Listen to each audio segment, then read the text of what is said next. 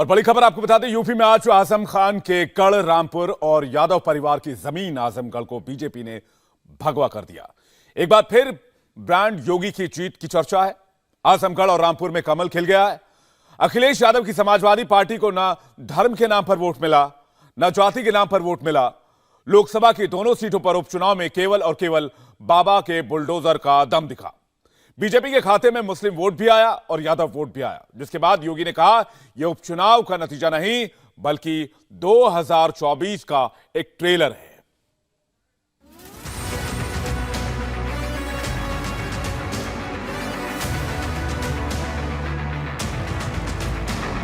उत्तर प्रदेश की जनता परिवारवादियों, जातिवादियों, सांप्रदायिक उन्माद को भड़काने वाले पेशेवर माफिया और आपराधिक प्रवृत्ति के तत्वों को प्रश्रय देने वाले राजनीतिक दलों को किसी भी प्रकार से स्वीकार करने को तैयार नहीं है।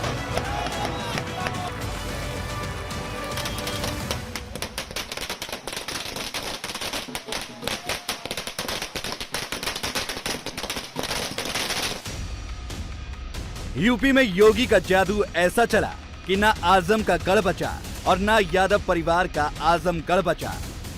आजम के रामपुर में ना धर्म के नाम पर वोट पड़ा और ना यादवों के किले आजमगढ़ में जाति के नाम पर वोट पड़ा।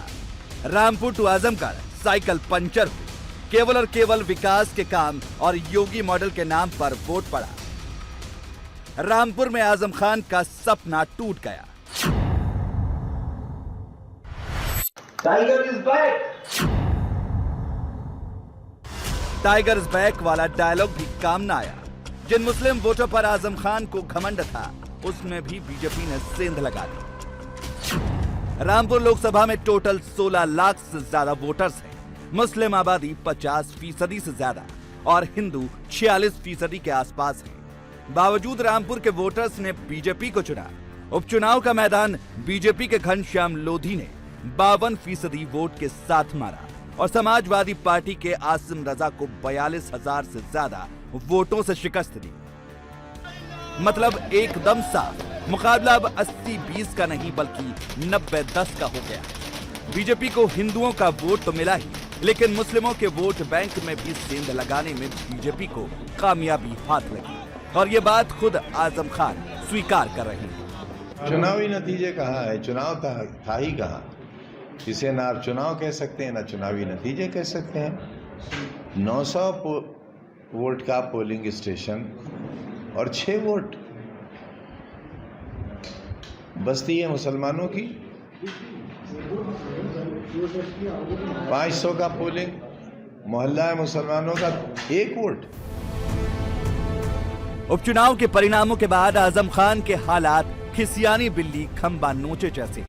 आजम को टेंशन इस बात की है कि जिस मुस्लिम वोट बैंक को वो अपनी मिल्कियत समझते थे, वो उनके हाथ से निकल गया। लेकिन बीजेपी को ये वोट कैसे मिला, वो योगी ने क्लियर किया। ये दोनों चुनाव के परिणाम भारतीय जनता पार्टी, प्रधानमंत्री मोदी जी के और भारतीय जनता पार्टी के सबका साथ, सबका विश्वास, सबका प्रयास और सबका विकास, इन सभी को लेकर के चलने की जो भारतीय जनता पार्टी की घोषित नीति रही है कि हमने सबका साथ भी लिया, सबका विकास भी किया, सबका साथ और सबके विकास के माध्यम से सबके विश्वास को अर्जित भी किया। ये जनादेश उस विश्वास का प्रतीक है। जो बात जीत के बाद योगी ने की, वही बात प्रचार के दौरान भी योगी ने की थी।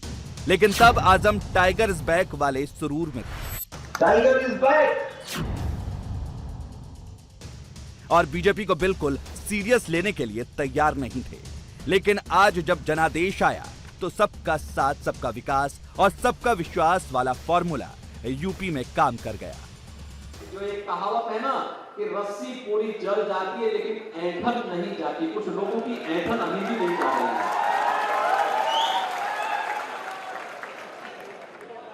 रस्सी जल गई है लेकिन ऐंठन नहीं जा रही है। लेकिन भाइयों बहनों, हम फिर भी भेदभाव नहीं करेंगे, चिंता मत करिए। हमने कोरोना में सबका उपचार बराबर किया। जो बाहर थे उनको भी फ्री में उपचार, और जो जेल में थे उनको भी फ्री में उपचार कराया, फ्री में उपचार किया। अरे कम से कम इसके लिए धन्यवाद तो करते कि फ्री में उपचार कराया। समाजवादी पार्टी ने रामपुर की जिम्मेदारी आजम खान के कंधों पर सौंपी थी। उम्मीदवार भी आजम खान की पसंद का था। असीम रजा को जिताने के लिए आजम खान ने दिन रात एक भी किया था, लेकिन रामपुर की जनता के जनादेश ने आजम और उनके उम्मीदवार दोनों को नकार दिया। जवाब में चुनाव पर ही सवाल उठा दिए गए। तस्वीर साफ हो गई है, क्या कहेंगे? जैसे मत डालने नहीं दिया गया, ऐसे ही मत गिना नहीं गया। हाँ, बेईमानी, हाँ। रामपुर में कोई इलेक्शन नहीं हुआ। तो पुलिस ने टारगेट किया था, हाँ। और उसमें वो सफल हो रहा है। बीजेपी कह रही है कि, और घनश्याम लोधी कह रहे हैं कि आजम खां का कोई वर्चस्व नहीं, अब आजम खां यहाँ रामपुर में सिक्का नहीं चलेगा, भाजपा का कमल खिल गया है। बताएगा समय, हाँ, समय बताएगा। लेकिन आपकी हार आप स्वीकार कर रहे हैं पहले ही ऑफिशियली अनाउंस होने? ना, हम तो इलेक्शन ही स्वीकार नहीं कर रहे हैं। हाँ? हम इलेक्शन ही स्वीकार नहीं कर रहे हैं। मैं देख रहा हूँ कि आप ऑफिशियली अनाउंस होने से पहले ही मतगणना केंद्र छोड़कर जा रहे हैं। हम एडीएम से मिलकर आए ना, हाँ। जिला निर्वाचन अधिकारी से। आप कहाँ जा रहे हैं? उसको प्रोटेस्ट कर ऑफिस जाएंगे अपने। अच्छा, पहले ही जा रहे हैं।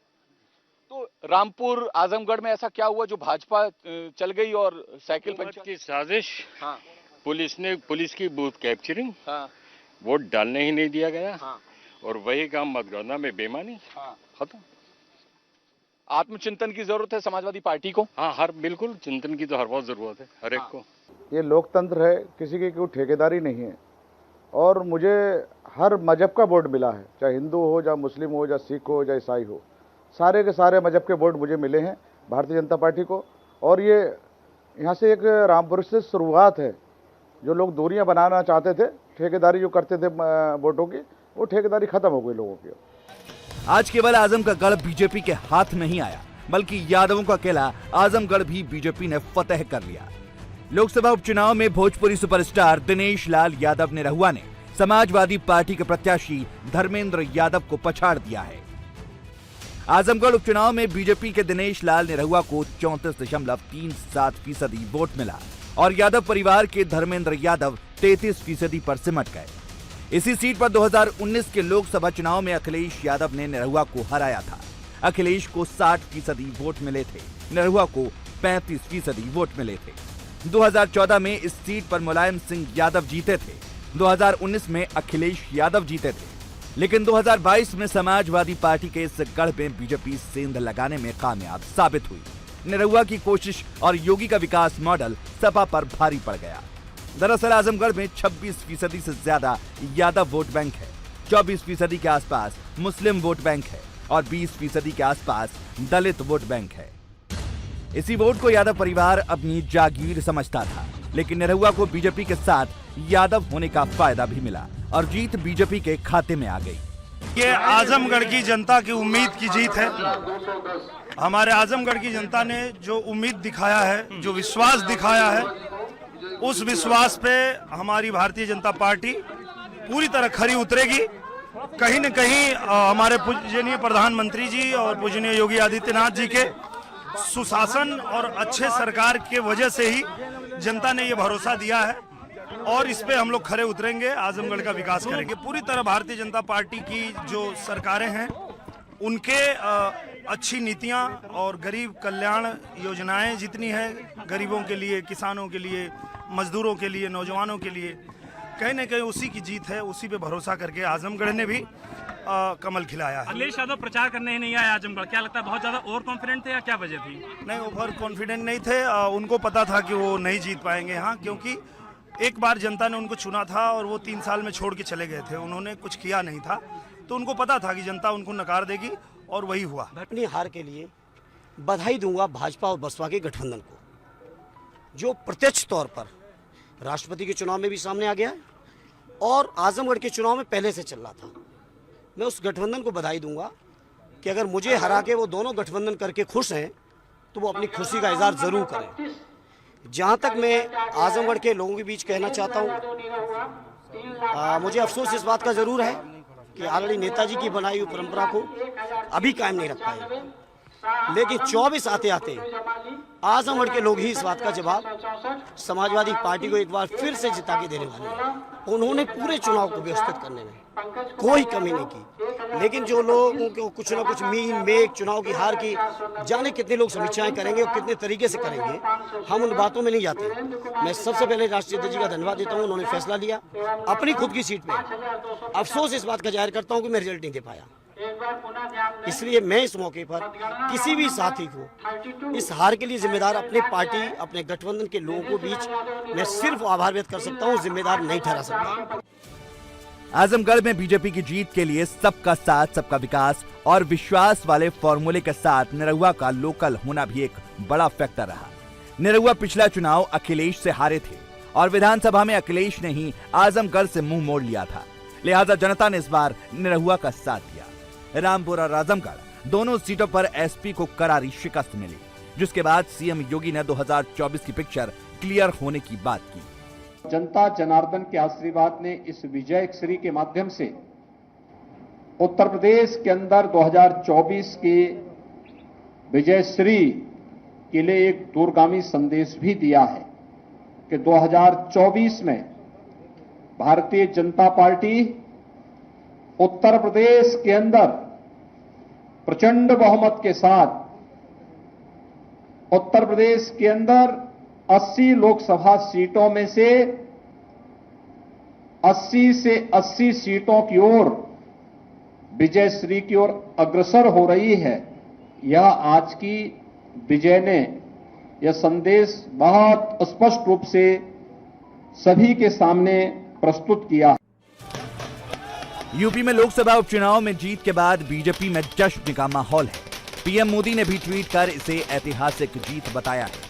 पीएम ने ट्वीट किया, आजमगढ़ और रामपुर उपचुनाव में जीत ऐतिहासिक है। ये केंद्र और यूपी में डबल इंजन सरकार के लिए व्यापक पैमाने पर स्वीकृति और समर्थन का संकेत है। समर्थन के लिए लोगों का आभारी हूं। मैं हमारी पार्टी कार्यकर्ताओं के प्रयासों की सराहना करता हूं। इंडिया टीवी हर वक्त हर जगह डाउनलोड करने के लिए सर्च करें India TV news Google play store या ऐप स्टोर पर।